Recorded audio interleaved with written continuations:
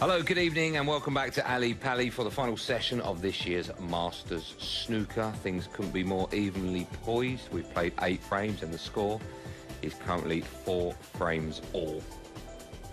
Hello, good to see you again. Yeah, 4 frames all. We had 8 this afternoon. We have, of course, a maximum of 11 this evening. It's the first to 10, which makes the magic number just 6. And, of course, with it comes £200,000 and, more importantly, the Paul Hunter Trophy. Alongside me, as always, are Snooker's answers to the Chuckle Brothers. It's Jimmy White and Neil Foles. Boys, it's good to see you. Neil's not happy with that one. It could have been a lot worse. Believe me, I've cleaned it up.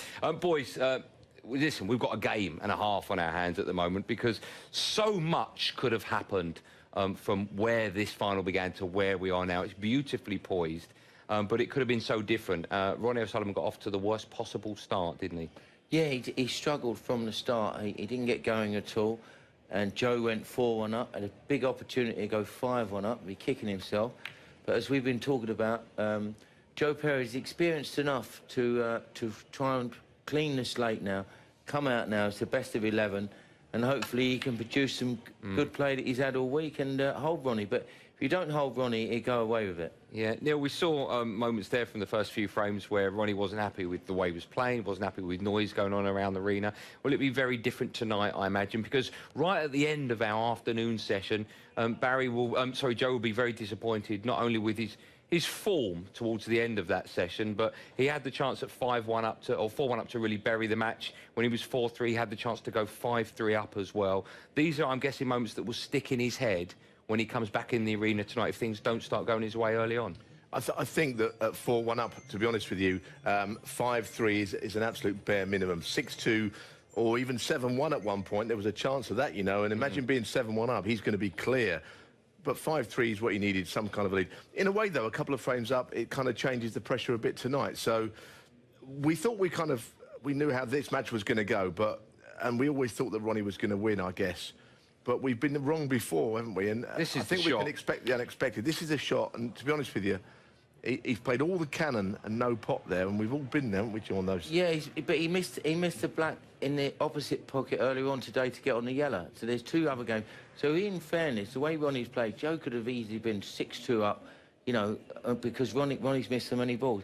But what I'm impressed with Ronnie O'Sullivan is during this interval, he had something to eat, and then he was practicing on the table with Damien Hirst for about 2 hours. Yeah. So he really wants this tournament.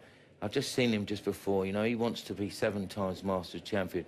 So he'll be giving it everything tonight, so I don't think there'll be any excuses. If he has to sort of safety play it out, win it that way, he'll win it, because Ronnie O'Sullivan, believe me, wants to win this more than anything. OK, let's remind ourselves of the stats from the first 8 frames so far. Remember, it's 4-4, it's the first to 10, and it's pretty even with regards to pot success and long pot success. The highest break there, unusual for Ronnie O'Sullivan to be in a final and not have at least a ton break, but that's it. That's where it stands at 58, and of course the score at the moment is 4 frames all. They are, of course, playing for the newly named Paul Hunter Trophy in honour of the 3 times Masters champion. We sadly lost in 2006, aged just 27 years old. When you say Paul Hunter, we think of the Masters victories. I've seen all of his victories in the Masters, and I think those are like incredible wins. So I think he's just a fighter. He's just a fighter on and off the table, and I really admire that. Yeah, he just seemed to fit with this event, and he won three amazing finals. I mean, when you look at it, three deciding frames against Fergal, Mark and Ronnie. So, yeah, a long time coming, definitely. As a younger player growing up, he was one of my favourite players, you know, especially watching him, you know, win this tournament 3 times, the way he did as well, you know, it was quite something special. I think they were all 10-9 deciders, so, yeah, it's very fitting that the tournament's named after him. There was no one like Paul, really, you know, good-looking lad, like David Beckham snooker, really. So, you know, he was great for snooker. Won the tournament 3 times. So it was a special occasion player, really, Paul, you know, and it is a special occasion tournament, so why not have, you know, it makes perfect sense to have a great tournament named of a great player. When we was juniors, we played in a tournament called New Kids on the Bays, and we could only have been 14, 15.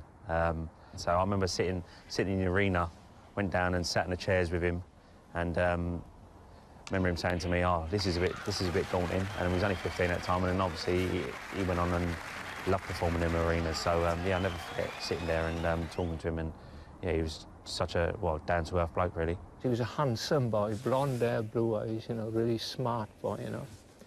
And I said to him, he bought a BMW convertible, and I said to him, what are you buying that for then, Paul? Well, I've got to pull the birds in some way.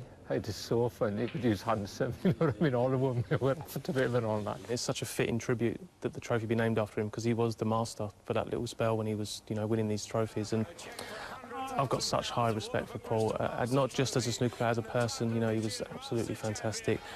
It's great that his mum and dad still come. I see him today, and it's always, you know, a pleasure to see them. They're still involved, and it's just a name that every snooker player will always remember. He's, you know, snooker players come and go, but I think Paul Hunter's name will always be remembered, and so it should be. Yeah, and that is the trophy, the Paul Hunter Trophy, and rightly so, in my opinion, as well. Jimmy, you knew Paul, as did Neil, of course. No doubt in his ability. You can't win a tournament like this 3 times by chance, and in my mind as well, no doubt he would have gone on to win the World Championships on several occasions. What did he have as a snooker player that's quite rare? You know, he wasn't phased. He had a fantastic temperament.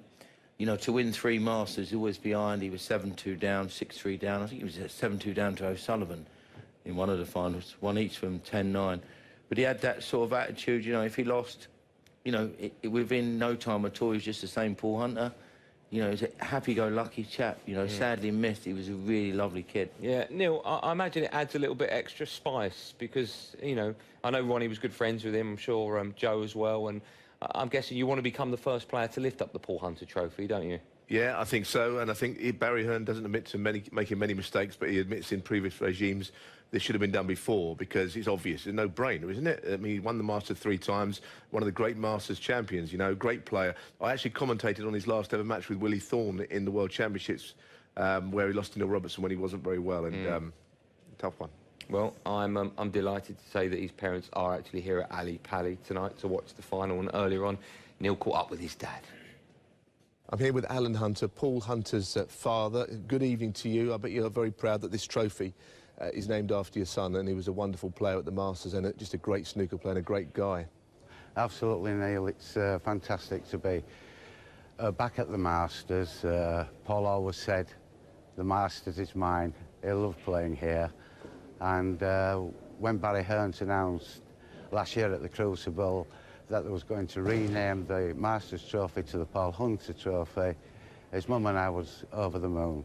So proud, such a great tribute to Paul's memory, and a great legacy for his daughter, Evie Rose. Yeah, wonderful. And not before time, I might. Even Barry has admitted that this should have been done a few years ago. So we're here now, and he won the title in 2001 and 2002. He's the last man to attain it, actually, and then he won it in 2004. There were wonderful comebacks in all of those. But the last one is the one we kind of remember most of all, because one of the finalists, Ronnie Sullivan, was 7-2 up on him, but he was a fantastic player from behind. What was it like, that final?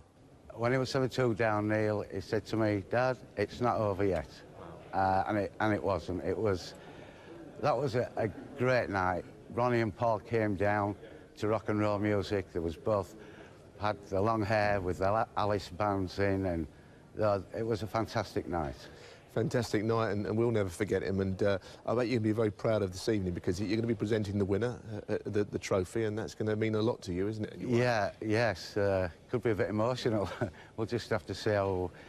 Yeah, I'm very proud. It's fantastic. Enjoy the evening, Alan. Thank you, Neil.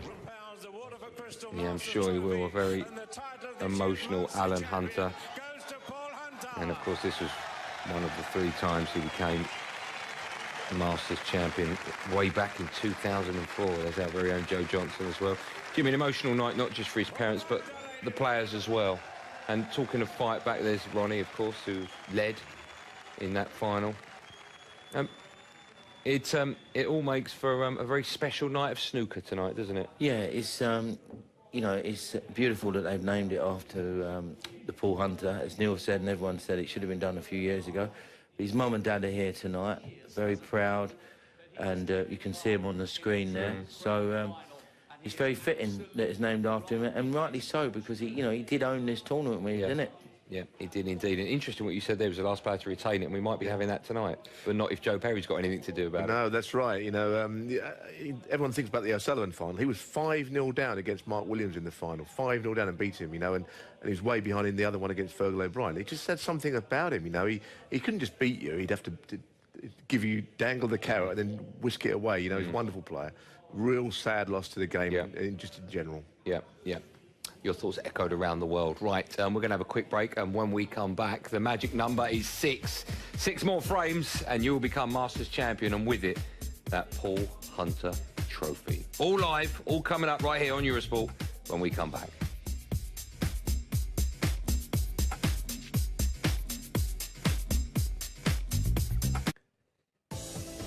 Warm welcome back to Ali Pally. If you are a football fan, you can watch the Africa Cup of Nations. It's on now. If I find out you're flicking over to watch the football, I will block you on social media. You stay with us tonight, all right? You stay with us. We've got an amazing game of snooker coming your way. 4-4, first to 10, to find out who the Masters champion will be. In fact, we can cross over to our lead commentator, David Hendon. Should be there. He is, as if by magic. Can hear me loud and clear. Dave, thanks so much for joining us as always. We've got a massive game of snooker on our hands. It could have been so different. It's beautifully poised at 4-4. Which of the players do you think, firstly, will be happy out of the 2 players because it is 4-4? Bearing in mind that Joe had lots of chances to effectively kill this game off, but the bottom line is it's 4-4 and there's 1 session left. Yeah, I think it's the interesting psychology of long matches. You know, if you'd have said to Joe Perry at the start of the match it's 4-4 coming back tonight, you'd probably be happy with that. But it's not so great when you've been 4-1 up. And I think he did start to feel a bit of pressure towards the end of the session just to get a lead, any sort of lead, 5-3, 6-2. We saw him miss a couple, make a few mistakes. Nicely poised, but I think he'll feel if he loses the final later, he may have possibly have lost it in the first session. What sort of game then can we expect, Dave? Will Ronnie come out the blocks? Jimmy spoke to him earlier on. He had about 2 hours on the practice table. He seems up for it. Do you expect him to come out just all guns blazing, or maybe play similar to how we played in the first session this afternoon? I think if he's going to come good at any point, it's going to be right at the end of the tournament. It's set up nicely, isn't it, for a good O'Sullivan performance tonight, as he's done so many times, not just in this tournament, but many others. I wouldn't rule Joe Perry out, though. You know, he's very level-headed, Joe Perry. He's had a great couple of seasons. You know, he's 42 now, but he's had the best time in his career the last couple of years, so he's by no means out of it. But, you know, to trot out the old cliche, Andy, he's got to make a good start tonight. Yeah. OK, Dave, thanks as always. Look forward to listening to you throughout the duration of tonight's match. Boys, look, not long to go before the players come out. We all wrote off Joe Perry before this final started, and we were all proved wrong. I think it's fair to say it's 4-4. But, having said that, this is where it matters now. Every frame he's got to stay with Ronnie, isn't he? He's still, of course, favourite with the bookies, and that means something. And I just wonder if Ronnie does start to pull away, will his head drop? Well, you know, at the start of the competition, he come in here and he said he didn't care whether he won or lost. Then he went out and played fantastic snooker in his next 2 matches, beat Ding, and then won last night against Hawkins, 6-5. All of a sudden, it's realisation. He's come out today, 3-1 up, 4-1 up, you know, and threw chances away, which he wouldn't normally do, you know, in a match. Like the 2 blacks he missed off the spot, they're unforgivable. So if he can get that out of his mind and come out and play to the top of his form, he's got a chance to get close to Ronnie. But if Ronnie takes off a bit, one-way traffic for me. OK, Neil, we had a very late finish, a famous Masters late finish last night. Do you see similar tonight, or could it be a job done quite quickly if Ronnie is firing? This is not going to be over very quickly. I don't think this is going to be Ronnie reeling off 6 frames. I think Ronnie's under pressure. He's lost in 3 finals, but this one, no one believes he's going to lose. So he's under it tonight, and I want to see how he reacts. OK, boys, for the time being, as you can see, the players are coming in. There's Joe Perry. A reminder that any questions you've got for any of the boys, we're going to have fun at our interval, and any questions you've got for Jimmy or Neil, use the hashtag AskJimmy. You've just seen Dave Hendon. Neil Foles will be alongside him for commentary of our final session of this year's Masters, and that's right after Rob Walker introduces Ronnie O'Sullivan, defending champion, into the arena.